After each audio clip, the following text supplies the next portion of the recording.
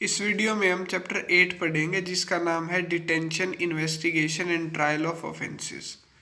Section 50 land holders and others to give information. इस section में कहा गया है कि जहाँ भी इंटॉक्सिकेंट बनाया जा रहा है या इकट्ठा किया जा रहा है या कोई हेम्प प्लांट कल्टीवेट किया जा रहा है इस एक्ट के प्रोविजंस के खिलाफ, तो जो भी ऑनर या ऑक्यूपायर है उस ज़मीन का या उनका कोई एजेंट है और विलेज का हेडमैन, विलेज का अकाउंटेंट, वॉचमैन, बाकी सभी ऑफिसर जो एम्प्लॉय किए गए हैं रेवेन्यू रेंट के देख रेख के लिए, कलेक्शन के लिए गवर्नमेंट या कोर्ट ऑफ वार्ड के द्वारा, तो ये सब बंदे बाउंड हैं नोटिस देने के लिए। जितना जल्दी उन्हें पता चले इन चीज़ों का तो वो बताएं। किस चीज़ का? मैन्युफैक्चरिंग का, कलेक्शन का या फिर हेम्प प्लांट कल्टीवेशन का पता चले तो बता देंगे। पुलिस का बंदा भी और लैंड रेवेन्यू डिपार्टमेंट का है तो इनको इन्फॉर्मेशन देनी है। पहली इन्फॉर्मेशन मजिस्ट्रेट को दी जा सकती है, ऑफिसर ऑफ एक्साइज को, या पुलिस या फिर लैंड रेवेन्यू डिपार्टमेंट। सेक्शन 51 बात करते हैं power to enter and inspect. किसी भी जगह पे जहां मैन्युफैक्चर या सेल की जा रही है शराब की या किसी और इंटॉक्सिकेंट की, तो वहाँ उस ज़मीन पे जाया जा सकता है, उस प्लेस पे, और उसकी इंस्पेक्शन भी की जा सकती है। एक्साइज कमिश्नर या कलेक्टर या कोई ऐसा एक्साइज ऑफिसर जिसे स्टेट गवर्नमेंट जिसकी रैंक बताएगी कि उससे अबव रैंक वाला ऑफिसर जाएगा या नॉट बिलो वाला नहीं जाएगा, नोटिफिकेशन के जरिए बता दिया जाएगा। और पुलिस ऑफिसर जिसे एम्पावर किया गया इस बिहाफ में। तो क्लोज ए बोलता है कि एंटर इंस्पेक्ट कर सकता है दिन में भी रात में भी कोई भी ऐसा प्लेस जहां लाइसेंस दिया गया मैन्युफैक्चरर को कोई भी इंटॉक्सिकेंट बनाने और स्टोर करने के लिए। बी में कहा गया है कि एंटर और इंस्पेक्ट किया जा सकता है किसी भी वक्त उन घंटों में जिस घंटों में सेल को परमिट किया गया कि आप बेच सकते हैं इस समय, या फिर कोई ऐसा समय जब वो प्रीमिसेस ओपन है तो भी वहां एंटर किया जा सकता है और इंस्पेक्शन भी की जा सकती है। सी के अंदर है कि जो अकाउंट या रजिस्टर है उनके वो एग्जामिन किए जा सकते हैं। टेस्ट मेजर वे किया जा सकता है कोई भी मटेरियल या अपैरेटस जो भी वहां इस्तेमाल हुआ है या वहां मिला है। Section 52 talks about the power to arrest without warrant to seize article liable to confiscation and make searches. तो अरेस्ट किया जा सकता है आर्टिकल जो कन्फिस्केशन के लिए लायबल है, उन्हें सीज करने के लिए अरेस्ट कर रहे हैं। तो सब सेक्शन 1 कहता है कि एक्साइज ऑफिसर कोई भी या कोई पुलिस ऑफिसर जो उस रैंक से छोटा नहीं है जो स्टेट गवर्नमेंट बताएगी नोटिफिकेशन के जरिए, या कोई सिंगल ऑफिसर या फिर class of officer revenue department की जिन्हें एम्पावर किया गया, पावर दी गई है इस संदर्भ में नोटिफिकेशन के जरिए स्टेट गवर्नमेंट के द्वारा। तो अगर स्टेट गवर्नमेंट ने कोई रिस्ट्रिक्शन या कंडीशंस लगाई हैं तो उन कंडीशंस की भी पालना में वो क्या कर सकते हैं, मतलब वो वारंट को, मतलब अरेस्ट कर सकते किसी बंदे को विदाउट वारंट, और चीज़ को, मतलब जो भी आर्टिकल है उसे सीज कर सकते हैं। तो ये ए में कहा गया है कि अरेस्ट कर लें विदाउट वारंट किस बंदे को जो कि अपराध कर रहा है, found committing an offence punishable under 23A, 34, 35, 36, 36A, B, C, 37, 38A, 40 और 49A। ये तो हो गया अरेस्ट विदाउट वारंट। बी में कहा गया कि सीज कर लेगा और डिटेन कर देगा इंटॉक्सिकेंट को, वो जो चीज़ें मिली है उन्हें सीज कर लेंगे और अपने कब्जे में ले लेंगे। बाकी चीज़ें आ गई, डिटेन कर देंगे या सर्च करेंगे, उस बंदे को भी डिटेन करके सर्च कर सकते हैं जिसके पास कोई वेसल या कोई और चीज़ इस तरीके से पाई जाए या रीजनेबल सस्पिशन हो, कोज हो कि भाई इस बंदे ने कोई अपराध किया या उसके पास ऐसी कोई चीज़ है। जो भी बंदा है अक्यूज्ड, जो मतलब यहाँ मिला है जिस पे आरोप है और रीजनेबली शक हुआ है पुलिस को जिस पे या किसी और ऑफिसर को कि उसने कोई ऑफेंस किया है, तो ऑफिसर की डिमांड पे अगर उसने नाम पता नहीं बताया है अपना, और या फिर बताया है तो ऑफिसर को शक है कि इसने झूठा पता बताया या झूठा नाम बताया, तो उसे भी अरेस्ट किया जा सकता है। ठीक है, आगे भाई आ जाओ 53 पे, power of magistrate to issue warrant. Magistrate जब उसे इंफॉर्मेशन मिलती है और इंक्वायरी करने के बाद जब उसे शक हो के section 34, 35, 36, 36A, B, C, 37, 38, 38A 39 40 कि इनमें से कोई अपराध हुआ है या होने वाला है या संभावना है कि हो सकता है, तो वो एक वारंट इशू कर सकता है। फिर किस चीज़ के लिए वारंट होगा? सर्च ऑफ एनी प्लेस, किसी प्लेस को सर्च करने के लिए जहाँ पे रीजन टू बिलीव है कि इंटॉक्सिकेंट या कोई ऐसा अपैरेटस जो यूज़ किया जाए उस अपराध को करने में वो है अपराध, तो वहाँ सर्च की जा सकती है उस प्लेस को, या जहाँ वो रखा गया या जहाँ छुपाया गया है। किसी बंदे को अरेस्ट करने के लिए भी वारंट इशू किया जा सकता है यहाँ पे। ओके 54 आ जाता है भाई, power to search without a warrant, मतलब बिना वारंट के सर्च करना। जब भी किसी एक्साइज ऑफिसर, और उस रैंक से छोटा नहीं होना चाहिए जो स्टेट गवर्नमेंट नोटिफिकेशन के जरिए बताएगी, उसको रीजन टू बिलीव है, उसके पास कारण है ये यकीन करने के कि ऑफेंस है कोई जो सेक्शन 34 35 36 ए बी सी 37 38 38 ए और 39 और 40 के तहत या तो किया गया है या किया जा सकता है। ठीक है, and that search warrant can not be obtain, और जितना समय उस सर्च वारंट को ऑब्टेन करने में लगेगा उतने समय में चांसेस है कि वो ऑफेंडर भाग जाए, एस्केप कर जाए या एविडेंस को छुपा दे। तो वो ऑफिसर अपने रीजंस को रिकॉर्ड करके, जो भी उसके कारण है, ग्राउंड है उसकी ये सोचने के, उसके बाद किसी भी समय, दिन हो बेशक रात हो, एंटर कर सकता है, सर्च कर सकता है किसी भी प्लेस को और सीज कर सकता है जो भी चीज़ वहाँ उसे मिली है। डिटेन कर सकता है, सर्च कर सकता है जो भी उसे ठीक लगे, किसी बंदे को अरेस्ट कर सकता है जो भी वहाँ मिले उसको, जो उसे लगता है कि उसने गलती की है, कोई अपराधी है वो। 54A अरेस्ट विदाउट वारंट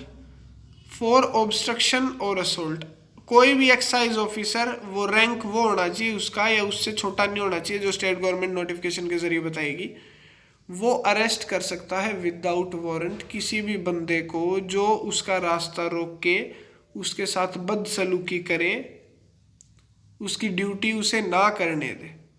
और जो बंदा ऐसे अरेस्ट किया गया है तो उसे बेल पे छोड़ा जाएगा। शेल बी एडमिटेड, शेल लिखा हुआ है ना, तो उसको बेल पे छोड़ना पड़ेगा। कब? अगर वो बंदा अपनी अपीयरेंस के लिए मजिस्ट्रेट के सामने पेश होने के लिए वो बेल दे देता है। ठीक है, और बिफोर अ पुलिस ऑफिसर और एक्साइज ऑफिसर जो भी चीज़ है, तो वो अगर सफिशिएंट बेल दे देगा वो बंदा, तो उसे छोड़ना पड़ेगा बेल पे। अब आ जाते हैं powers of excise officers in matters of investigation. कोई भी एक्साइज ऑफिसर जो उस रैंक से छोटा नहीं है एंड विद इन उस स्पेसिफाइड एरिया में जो स्टेट गवर्नमेंट नोटिफिकेशन के जरिए बताएगी। ऑफेंसेस कौन सा की रिगार्ड में है ये? 34 35 36 ए 38 ए 39 40 40। तो वो एक्सरसाइज कर सकता है पावर जो कन्फर की गई है ऑफिसर इंचार्ज पे पुलिस स्टेशन के चैप्टर 12 ऑफ सीआरपीसी। जो सीआरपीसी ऑफिसर इंचार्ज को पावर देगा इन्वेस्टिगेशन की, वो सारी पावर्स यहाँ इन ऑफेंसेस के रिलेशन में मिल रही है एक्साइज ऑफिसर को। रैंक बताएगी स्टेट गवर्नमेंट नोटिफिकेशन के जरिए। लेकिन प्रोविजो क्या कहता है कि ये power that any such power shall be subject to restriction and modification, के वो जो पावर है उन पे रिस्ट्रिक्शन या मॉडिफिकेशन किया जा सकता है उनका। सब सेक्शन 2 बोलता है for the purpose of section 156 of the said code, said code मतलब CrPC, the area in regard to which an excise officer is empowered under sub section 1, वो एरिया जिसके रिगार्ड में एक्साइज ऑफिसर को power दी गई है सब section 1 में, ऊपर वाले सब सेक्शन में, shall be deemed to be a police station, तो वो पुलिस स्टेशन मान लिया जाएगा। And such officer shall be deemed to be officer in charge, और वो जो बंदा है जो पावर एक्सरसाइज करेगा, इन्वेस्टिगेशन करेगा, उसे ऑफिसर इंचार्ज मान लिया जाएगा। अब आगे सब सेक्शन 3 ये बात कर रहे हैं कि कोई भी ऑफिसर, कोई भी ऐसा ऑफिसर स्पेशली एम्पावर है जो इस बिहाफ में, मतलब इस संदर्भ में स्पेशल पावर्स दे रखे हैं स्टेट गवर्नमेंट ने जिसे, तो वो without reference to a magistrate and for reasons to be recorded by him in writing, stop further proceeding against any person concerned or supposed to be concerned in any offence against this act which he investigated or which may have been reported to him. तो ये special power जिस बंदे को दी होंगी state government ने, वो बंदा क्या कर सकता है, मैजिस्ट्रेट को बिना रेफर किए और रीजन रिकॉर्ड करने के बाद लिखित में वो किसी भी बंदे के खिलाफ जो उसने कार्रवाई की है उसे रोक सकता है, फर्दर प्रोसीडिंग बंद कर देगा उस बंदे के, ठीक है, केस की। आगे चलते 56 पे आते हैं। 56 है रिपोर्ट बाय इन्वेस्टिगेशन ऑफिसर। जो इन्वेस्टिगेशन ऑफिसर है वो इन्वेस्टिगेशन के मतलब इफ ऑन एन इन्वेस्टिगेशन करने के बाद एक्साइज ऑफिसर जो एम्पावर्ड है सब सेक्शन 1 में सेक्शन 55 के, उसे लगता है कि सफिशिएंट एविडेंस है प्रोसिक्यूशन का, अक्यूज्ड के खिलाफ सफिशिएंट एविडेंस मिल गया उसे, तो investigation officer unless he proceeds under subsection 3, subsection 3 का मतलब एविडेंस मिल गया और वो सबसेक्शन 3 के तहत उसकी प्रोसीडिंग बंद नहीं करना चाहता, जो अभी हमने बात की थी ना कि अपनी मर्जी से रीजन रिकॉर्ड करने के बाद वो क्या करेगा, कार्रवाई को रोक सकता है। तो उसने कार्रवाई को रोका नहीं और उसके पास एविडेंस है, तो 55 के तहत तो वो रिपोर्ट सबमिट करेगा for the purpose of section 190 of code of criminal procedure. Section 190 के तहत मतलब जो भी है वो रिपोर्ट सबमिट कर देगा। Be deemed to be a police report, और उसे पुलिस रिपोर्ट मान लिया जाएगा to a judicial magistrate having jurisdiction to enquire into or try the case and empowered to take cognizance of offense on police report। Simple है, इसमें ज़्यादा detail की जरूरत नहीं है और ये इतना इम्पोर्टेंट भी नहीं है। मेन बात ये याद रखनी है क्योंकि ये ऑफेंसेस हो रहे हैं तो ज़्यादातर प्रोसीजर सीआरपीसी से लिया गया है। रिपोर्ट बाय एक्साइज ऑफिसर, जब भी एक्साइज ऑफिसर जो below the rank of collector है, कलेक्टर के रैंक से छोटा है और उसने क्या किया है, अरेस्ट किया है, सीजर किया है या सर्च की है इस एक्ट के तहत, तो वो बंदा 24 घंटों के अंदर अंदर within 24 hours thereafter make a full report, पूरी रिपोर्ट बनाएगा वो हर एक चीज की, पर्टिकुलर्स, अरेस्ट के, सीजर के, सर्च के, to his immediate official superior, जो उसका सुपीरियर ऑफिसर है उसको देगा। एंड शेल अनलेस, और जब तक बेल मतलब अगर बेल नहीं ली गई है 59 में तो उस बंदे को भी साथ में लेके जाएगा जो अरेस्टेड बंदा है, और जो चीज़ें सीज की गई है, जो आइटम सीज किए गए हैं विद ऑल कन्वीनियंट डिस्पैच कर देगा, मतलब जुडिशियल मजिस्ट्रेट के सामने ट्रायल के लिए, एडजुडिकेशन के लिए पेश कर देगा, चीज़ों को भी बंदे को भी। 57A police to take charge of article seize, an officer in charge of police station, जो भी ऑफिसर इन चार्ज है पुलिस स्टेशन का वो चार्ज ले लेगा और सेफ कस्टडी में रखवा देगा पेंडिंग ऑर्डर, जब तक मजिस्ट्रेट के अगले ऑर्डर नहीं आ जाते या एक्साइज ऑफिसर के अगले ऑर्डर नहीं आ जाते। सारे आर्टिकल जो जो सीज किए गए इस एक्ट के तहत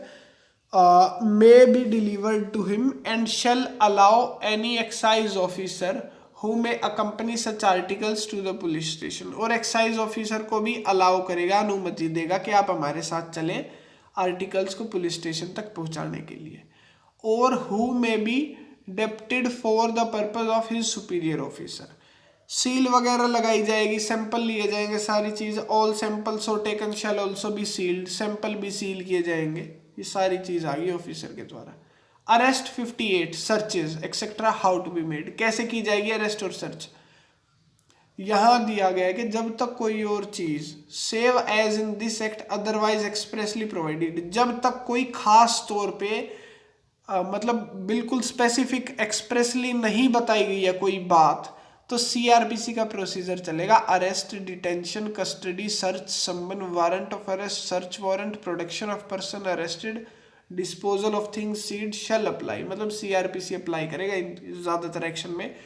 और जब अप्लाई नहीं करेगा अगर कोई कॉन्ट्रैरी बात ये एक्ट कहता है, अगर सीआरपीसी के अपोजिट बात अपना ये छत्तीसगढ़ वाला एक्ट बोलेगा तो छत्तीसगढ़ वाले एक्ट की चलेगी, सीआरपीसी की नहीं चलेगी। वैसे आमतौर पे सीआरपीसी ही चलेगा। 59 security for appearance in case of arrest without warrant,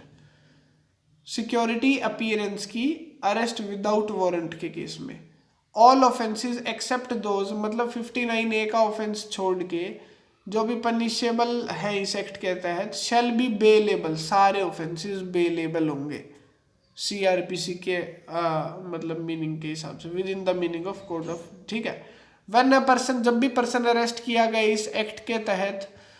otherwise than on warrant, बिना वारंट के अरेस्ट किया गया कोई भी बंदा, और officer who has no authority to release, और जिस ऑफिसर के पास अथॉरिटी नहीं उस अरेस्टेड पर्सन को बेल पे छोड़ने की, तो वो क्या करेगा, ही शैल प्रोड्यूस बिफोर और फॉरवर्ड टू, जो उसके नज़दीक की एक्साइज ऑफिसर है ना जिसके पास अथॉरिटी है कि उस बंदे को बेल पे छोड़ दे, उसके सामने पेश कर देगा, या पुलिस स्टेशन के ऑफिसर इंचार्ज के सामने पेश कर देगा, जो भी उसके ज़्यादा पास है इन दोनों ऑफिसरों में से उसके सामने पेश कर देगा। जब भी पर्सन अरेस्ट किया गया जो इस एक्ट के तहत बिना वारंट के, और उस बंदे के पास मतलब बंदा तैयार है बेल देने के लिए, एंड इज अरेस्टेड बाय और प्रोड्यूस्ड, तो वो बंदा प्रोड्यूस किया गया ऊपर वाले सब सेक्शन के तहत, before an officer who has authority to, उस ऑफिसर के सामने जो उसे छोड़ सकता है, जिसके पास पावर है, तो वो बेल पे छोड़ दिया जाएगा, at the discretion of officer releasing him on his bond, तो मतलब बॉन्ड पे भी छोड़ दिया जा सकता है उस ऑफिसर की मर्जी, डिस्क्रिशन मतलब जो उस ऑफिसर का विजडम है उसके हिसाब से, अगर उसे लगेगा कि छोड़ देना चाहिए या नहीं छोड़ना चाहिए, उस हिसाब से वो छोड़ा जा सकता है उसके बॉन्ड पे भी। The provision of section 441, 444, 446, 449 CRPC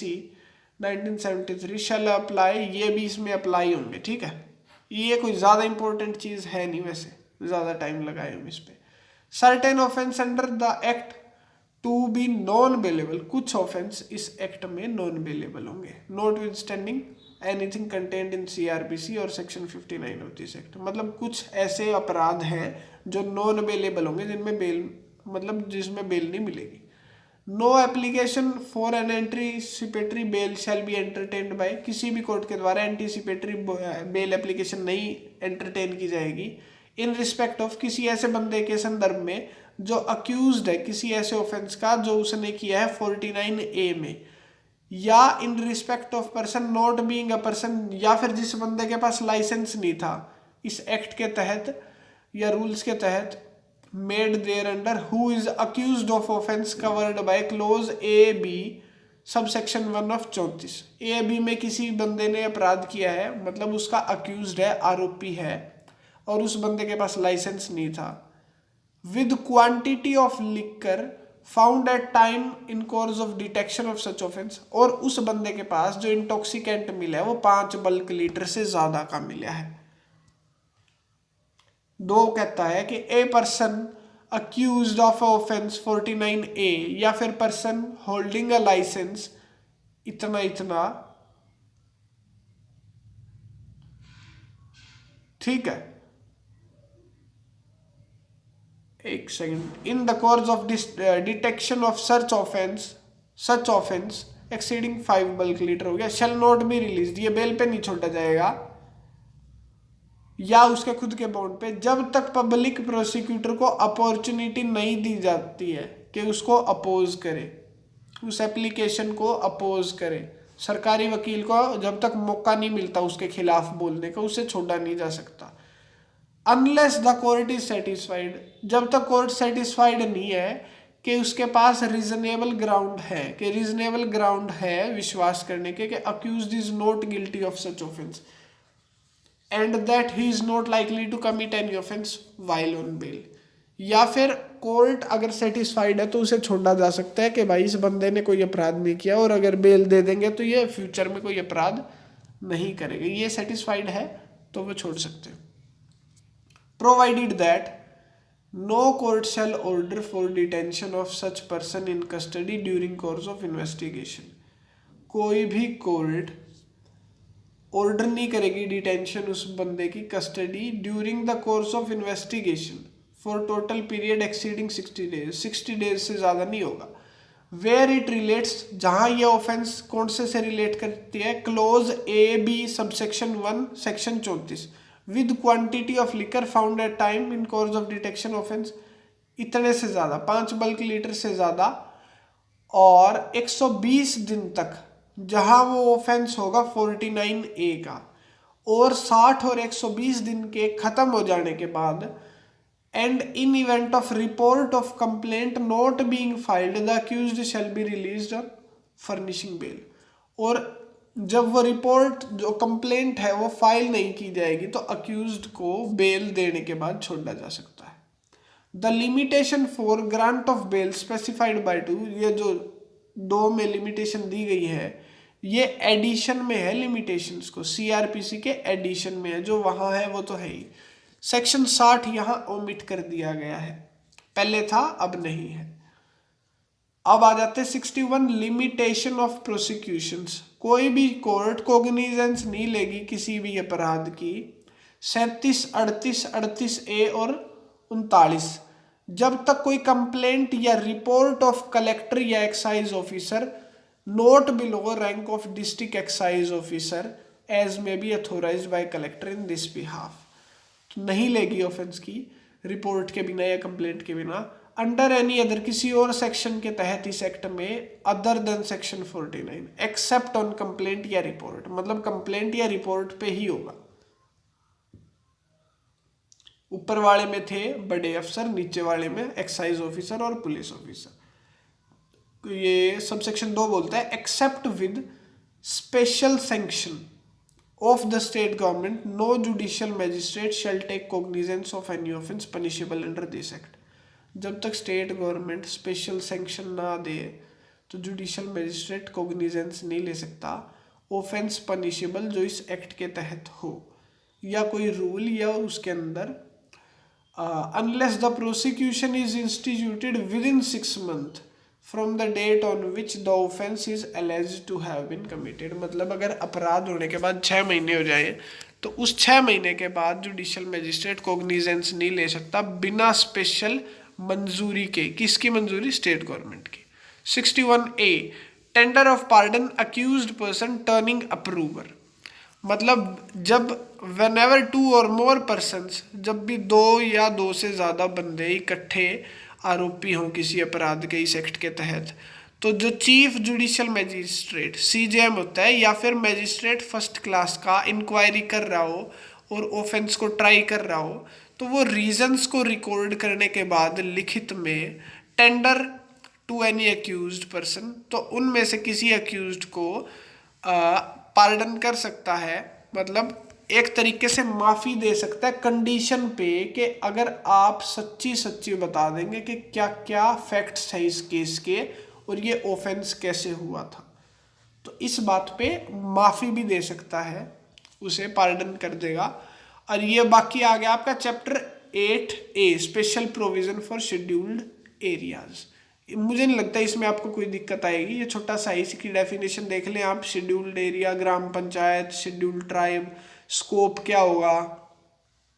apply to schedule area है ये, एनीथिंग, मतलब ये कुछ नहीं इसमें ज़्यादा दिक्कत वाली बात। Exemption of members of schedule tribe from certain provisions of this act, के ट्राइब जो शेड्यूल ट्राइब के मेंबर है ना